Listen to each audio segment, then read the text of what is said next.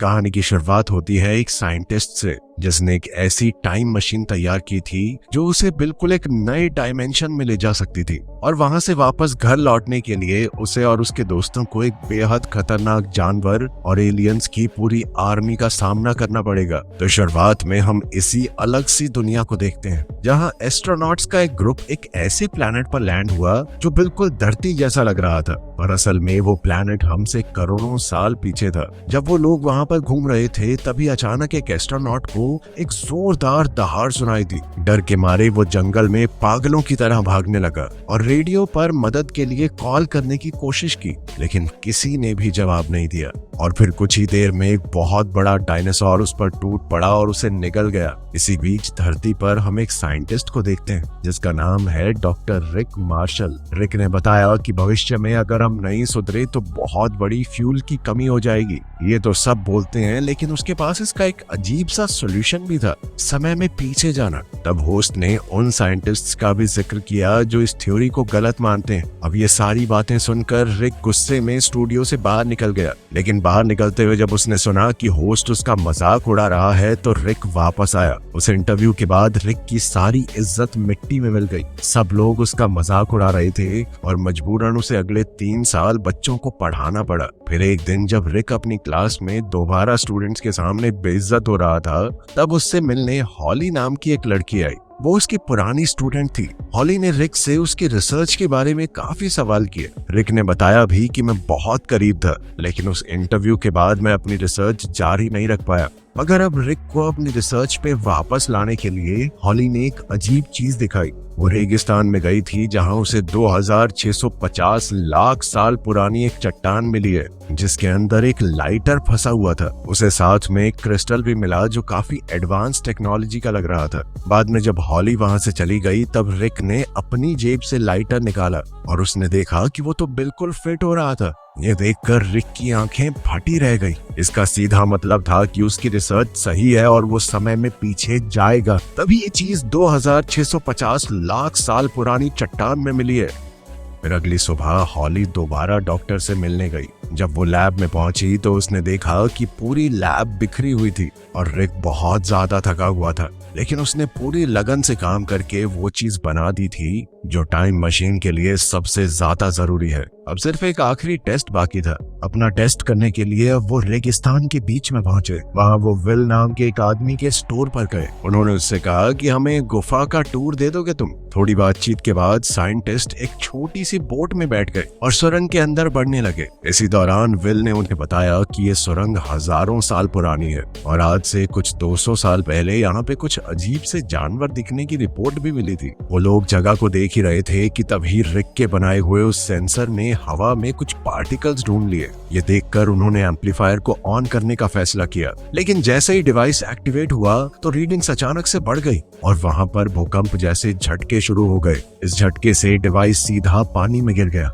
अचानक उस भूकंप ने एक बहुत ही तेज पानी का बहाव पैदा कर दिया जो उनकी बोट को सुरंग के अंदर घसीटते हुए ले गया। फिर कुछ देर बाद वो एक बड़े से झरने तक पहुंच गए जो सीधा उन्हें एक दूसरी दुनिया में ही ले गया। दूसरी तरफ पहुंचने के बाद जब तीनों को होश आया तो उन्होंने खुद को रेगिस्तान के रेतीले पहाड़ों के बीच पाया। और सबसे अजीब बात ये थी कि वो एक वाइकिंग शिप के अंदर पड़े हुए थे जिसे एक वर्ल्ड वॉर 2 के प्लेन ने टक्कर मारी हुई थी। इसका मतलब साफ था कि इस डायमेंशन में टाइम लाइन्स पूरी तरह गड़बड़ा चुकी हैं। अब अपनी थ्योरी सबको साबित करने के लिए रिक ने हॉली से कहा कि रिकॉर्डिंग शुरू करो। वो जगह पर घूमते हुए अपनी रिसर्च के बारे में और डिटेल समझाने लगा। लेकिन जब वो लोग डॉक्यूमेंट्री बना रहे थे तब विल की सबसे बड़ी टेंशन ये थी कि अब घर वापस कैसे जाएंगे, क्योंकि इनका वो एम्पलीफायर तो पानी में गिर गया था। तभी अचानक तीनों को एक अजीब सी आवाज सुनाई दी। वो आवाज की दिशा में भागे तो वहां उन्हें कुछ केवमैन दिखाई दिए। वहां 2 केवमैन मिलकर तीसरे को मारने की कोशिश कर रहे थे।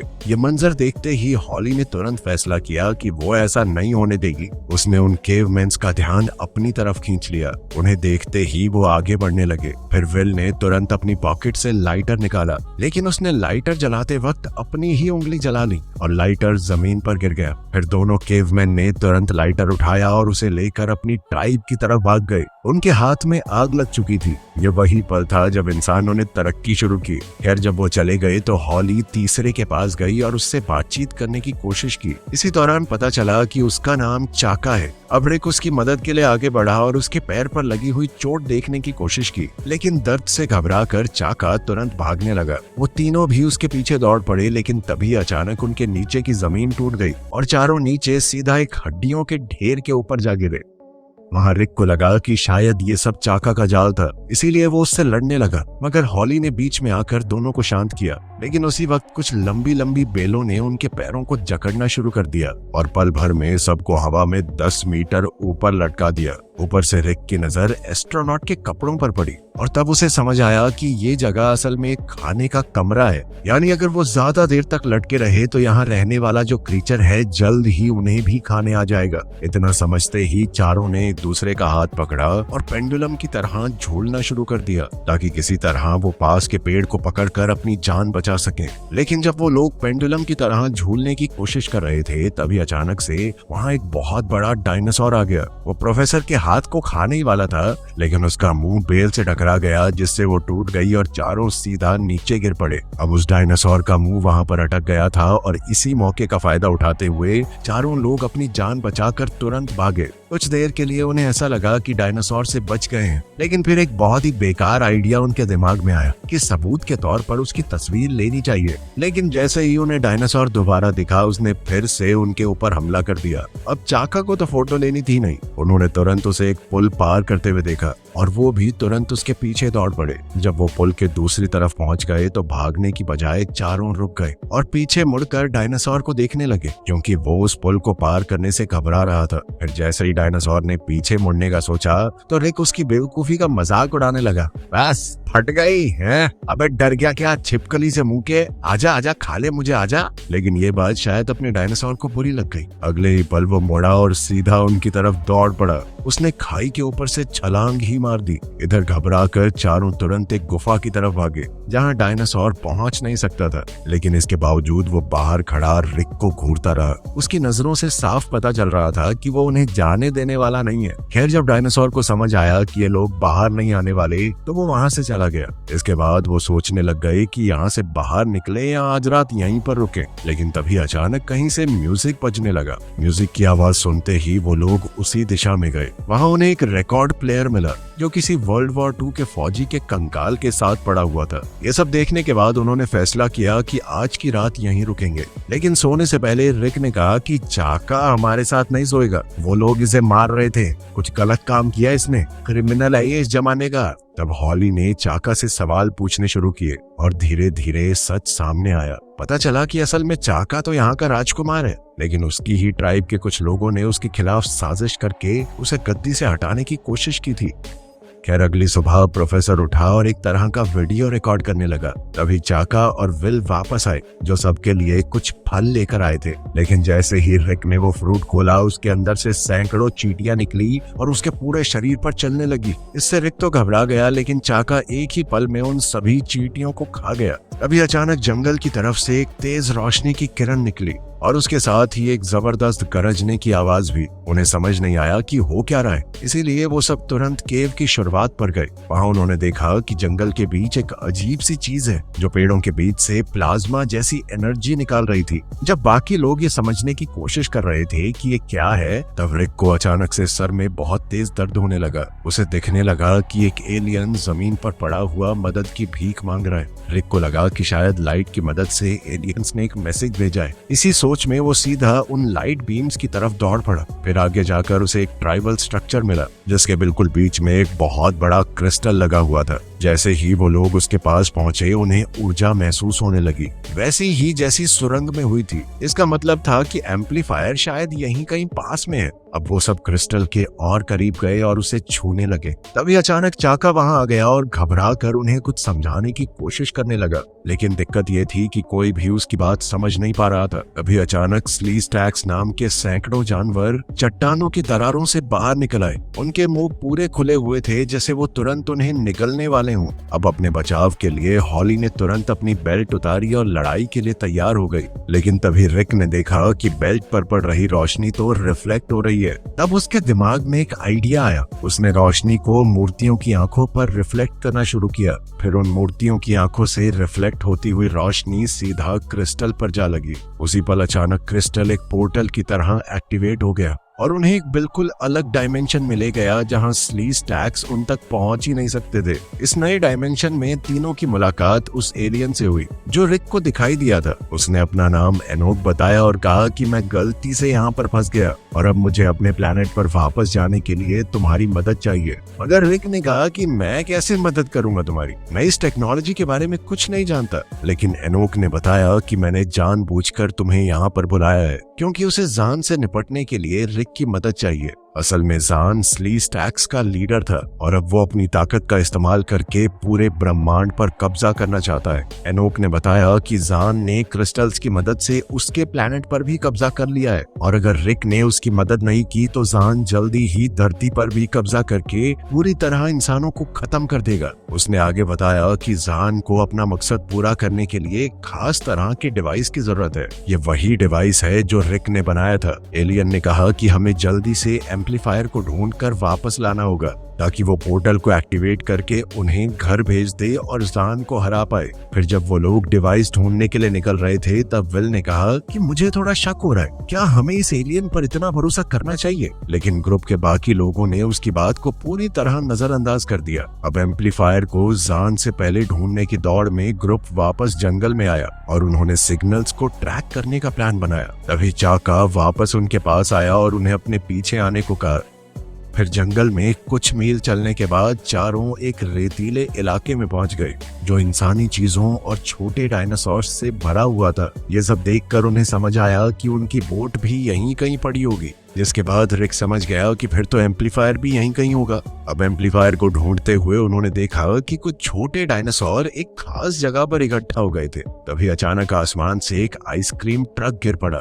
ये देखकर रिक समझ गया कि डायनासोर्स ने सीख लिया है कि खाना यहीं पर गिरता है। इसीलिए उसने सबको तुरंत वहां से भागने को कहा क्योंकि उसके हिसाब से बड़े डायनासोर भी बस आते ही होंगे। पर अब बहुत देर हो चुकी थी। बड़े डायनासोर्स का एक ग्रुप वहां आ पहुंचा और तुरंत आइसक्रीम ट्रक को तोड़ना फोड़ना शुरू कर दिया। इतना ही नहीं, उन्होंने आइसक्रीम वाले आदमी के भी टुकड़े टुकड़े कर दिए। इसी मौके का फायदा उठाते हुए रिक ने सबसे कहा कि जल्दी यहाँ से निकलो। लेकिन तभी एक और डायनासोर आ गया। इस बार वो खुद टीरेक्स था। उसके साथ ही एक और बहुत बड़ा सा डायनासोर आया। उसको देख के रिक खुश हो गया कि अब ये दोनों आपस में लड़ेंगे और हम भाग जाएंगे। लेकिन उसकी किस्मत खराब थी। दोनों डायनासोर्स ने एक दूसरे को बस कुछ सेकंडों के लिए घूरा और फिर सीधा इंसानों की तरफ मुड़ गए। अब रेगिस्तान में उनका शिकार शुरू हो चुका था। सब लोग अलग अलग दिशाओं में भागे। वहीं रिक जिग-जैग पैटर्न में दौड़ने लगा ताकि डायनासोर कंफ्यूज हो जाएं कि कहां पे हमला करना है। लेकिन डायनासोर काफी चालाक था,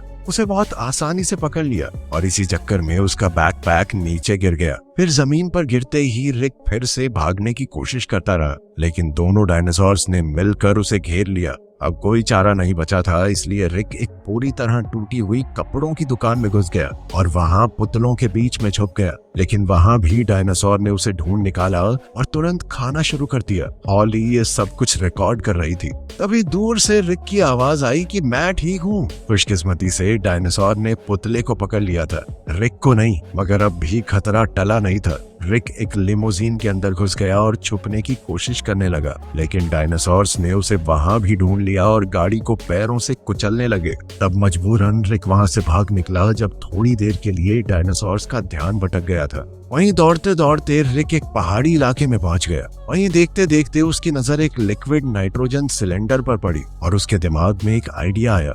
अब रिक तुरंत ग्रुप की तरफ दौड़ा और चिल्लाते हुए एक बड़ी गुलेल तैयार करने को कहा। आखिरकार जब वो उन तक पहुंचा, उसने सिलेंडर को कैटापुल्ट में सेट किया। हॉली ने फायर किया और सिलेंडर सीधा डायनासोर के मुंह के अंदर जा लगा। अगले ही पल वो डायनासोर अंदर से जमने लगा और बिल्कुल बेजान होकर जमीन पर गिर गया। पर अब भी उसके शरीर में गैस बढ़ रही थी और कुछ ही देर में वो एक बम की तरह फट गया। इस धमाके में आसपास की चीजें भी उड़ी और एम्पलीफायर भी जमीन पर आ गिरा। तब रिक तुरंत उसे उठाने के लिए दौड़ा, लेकिन उससे पहले एक बहुत बड़ा उड़ने वाला डायनासोर नीचे आया और एम्पलीफायर को उठाकर ले गया। इसके साथ ही उनकी सारी उम्मीद खत्म हो गई। बहुत ज्यादा निराश होकर रिक ने सब कुछ छोड़ देने का फैसला कर लिया। वो चुपचाप एक खाली गाड़ी में बैठ गया और सब कुछ खत्म होने का इंतजार करने लगा। लेकिन हॉली ने उसे समझाया कि रिसर्च के लिए उन्हें आगे बढ़ना ही होगा।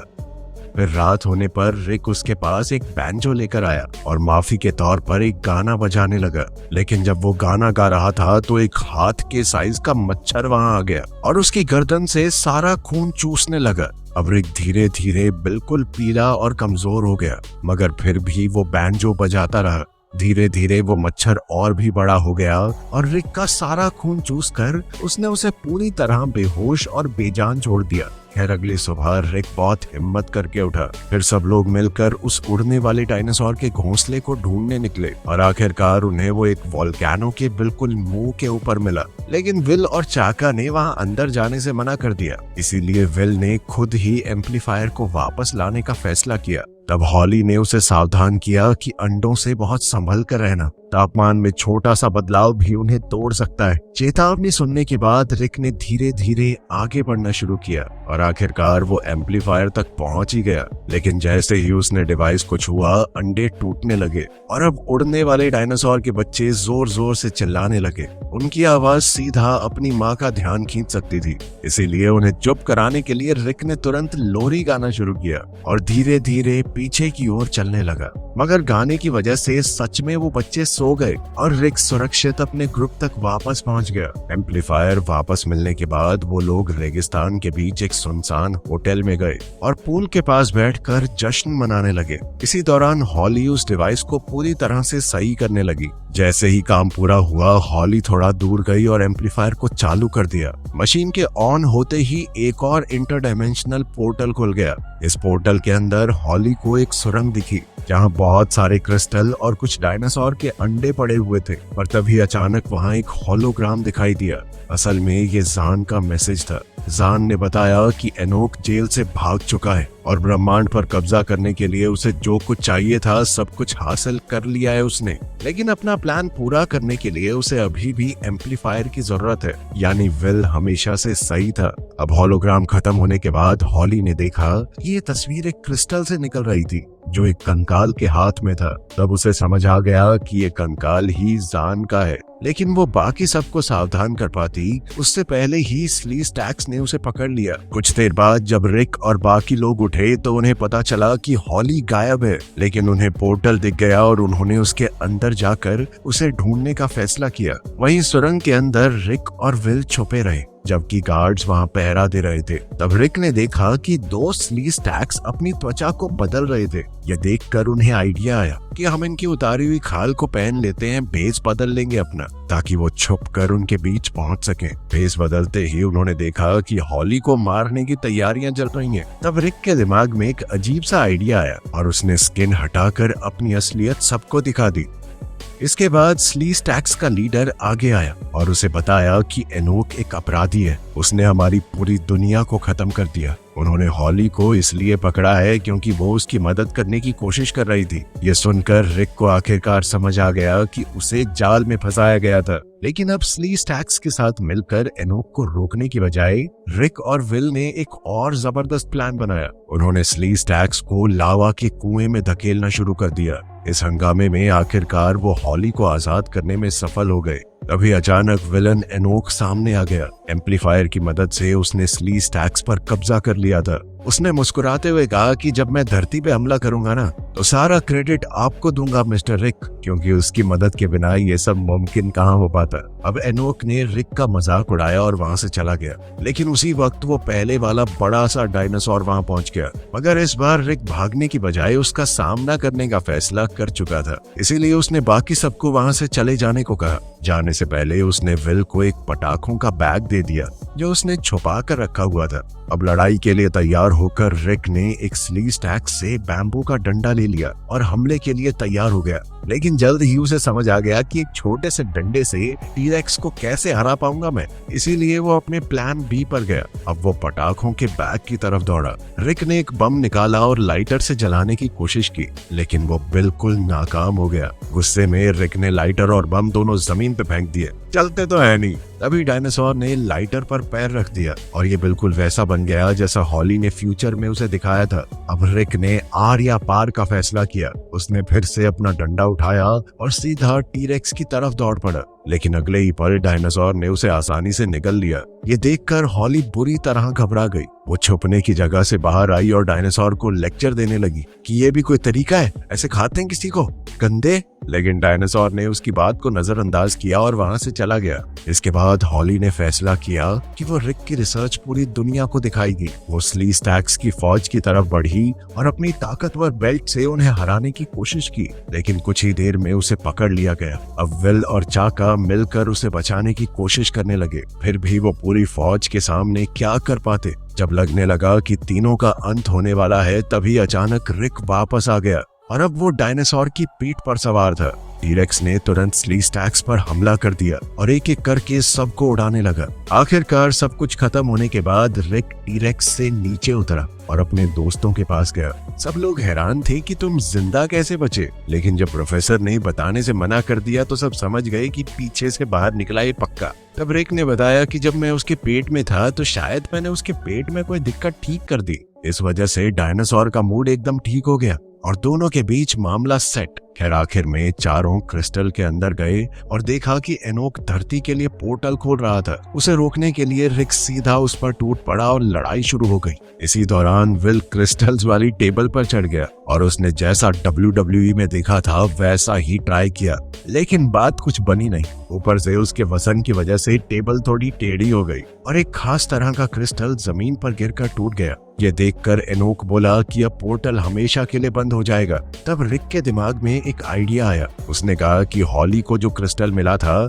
उसका इस्तेमाल करके पोर्टल को खुला रखा जा सकता है। इसी मौके का फायदा उठाते हुए सब पोर्टल की तरफ भागने लगे, लेकिन एनोक ने ऐन वक्त पर विल का पैर पकड़ लिया ताकि वो भाग न सके। तभी चाका आगे आया और उसकी मदद की। आखिरकार दोनों मिलकर विलन को रोकने में कामयाब हो गए। इसके बाद विल ने रिक और हॉली से कहा कि तुम लोग जाओ, क्योंकि वो यहीं रुकना चाहता था। उसे लगने लगा था कि यही उसका असली घर है। उसे मॉडर्न दुनिया कुछ खास पसंद नहीं थी। उसके फैसले को मानते हुए हॉली और रिक ने उसे अलविदा कहा और पोर्टल से वापस धरती की तरफ निकल गए। इधर विल और चाका वहीं रुक गए। विल अब खूबसूरत आदिवासी औरतों के साथ रहने लगा था। वहीं धरती पर वापस आने के बाद रिक और हॉली ने एक दूसरे को गले लगाया। वीडियो पसंद आई तो लाइक कर देना, चैनल को सब्सक्राइब कर लेना। मिलते हैं अगली वीडियो में।